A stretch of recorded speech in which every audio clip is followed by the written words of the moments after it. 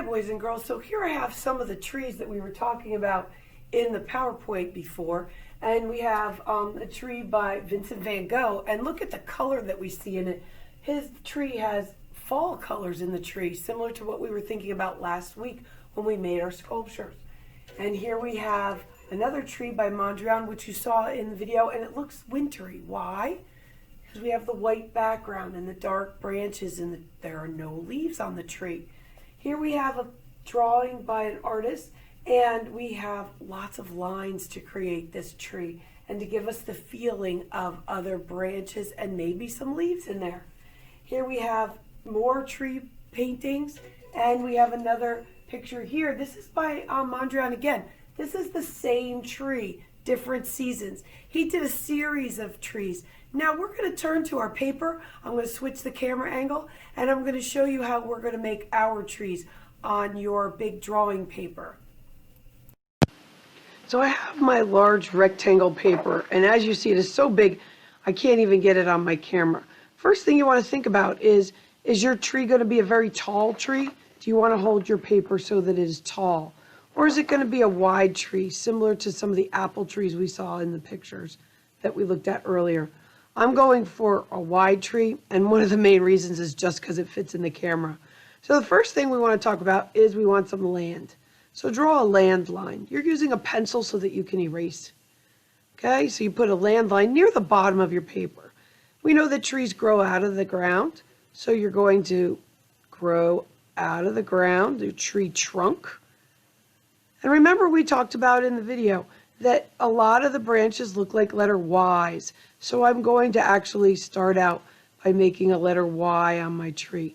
Now you can change where you're going to make this Y, but I'm going to go right here and put my letter Y. All right, and then I'm going to put another letter Y coming off of my branches. So you see my Y's, and there's another Y. I'm going to make lots of Y's, and I don't have to make them perfect. This is not a writing class, and so my Y's, one side might be thicker, one might be thinner. I'm actually going to make the end of this branch into a Y. All right. I don't like how that one came out so fat. That makes no sense, that the tree branch would get fatter. So I'm going to make it narrower here. So that's why I'm using a pencil, so I can erase. All right, I'm going to come up here, come up straight, and I'm going to go for a tall side to my Y and a short side to my Y. And I'm going to just keep mixing it up. Remember when we made the sculpture of the tree, we ripped and twisted those branches so they came out in different thicknesses. And that's exactly what we're going to do. But we know that when a tree branch goes toward its tip, it gets much narrower, right? It's thinner. It starts out thick where our tree trunk is, and it goes narrow. And so we're going to keep adding branches. And some people like to say that there's twigs at the end. Well, if you want to do that, that could be just a single line with no thickness. You see how this line is thicker because there's a space here. Now, once you've finished drawing, I don't know, maybe 20 branches. Let's go for that. 2 sets of 10, right? So we're going to do lots of branches on here. I'm going to continue drawing branches. You continue drawing branches on yours. Now also think about your tree should be symmetrical or balanced. These are big art words. And what that means is it's the same on one side as the other. Now that doesn't mean it's exact, all right? So I could have my hand here and I could have my hand here. I have a hand on both sides, but they're not exact, but they're still balanced because there's a hand on one side and a hand on the other. Same with your branches. You want to have about the same amount of thickness of branches on one side as you have on the other.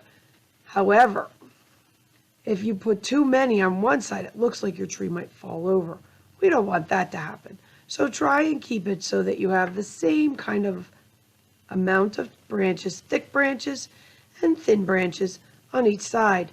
Notice when I add one to one side, I then go over to the other side and put another one on so that they're the same on each side, the same amount of sticks. Also make sure that your branches are attaching to your tree. Here's a tricky one. Here's one growing out the front of the tree. So because it's growing out the front, we see the curvy bottom part where it attached. Here's a branch, okay? Here's another one. I'll do one on this side. It's growing out the front, so we see this curvy part where it attached to my tree. Challenge somebody in your house. If you have somebody with you and they're working on this too, have them take a piece of paper, see if they can draw a tree as good as you can now that you have all these tricks on putting the Y's on your tree. I think that's getting pretty good. I think I could use a couple more branches inside here. So here comes another letter Y, right?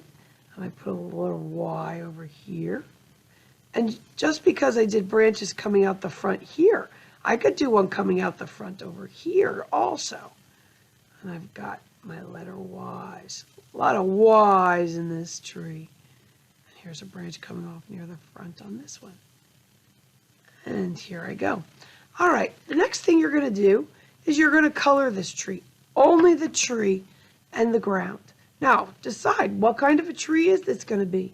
Is this tree a winter tree? So you're going to make it in dark and you're going to have white on your bottom.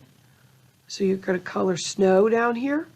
Have it make sense, right? We wouldn't have green grass growing down here and a tree that has no leaves on it. Don't scribble and make a lollipop tree. Let me talk about that too with you. All right, so no trees that have ground, tree trunk, and then we have this. This is a lollipop tree. No lollipop trees. This is a drawing lesson. We want to draw a tree that looks real. This is what we're looking to get. Then we're going to color it in. And then if you want, you can add leaves to it. You don't have to draw the leaves with a pencil. You could put the leaves on with just drawing them if you want. And we learned in the video with Grover, trees also grow different fruits. So you could put apples on here. You could put other fruits that might grow on this kind of a tree. I look forward to seeing your projects.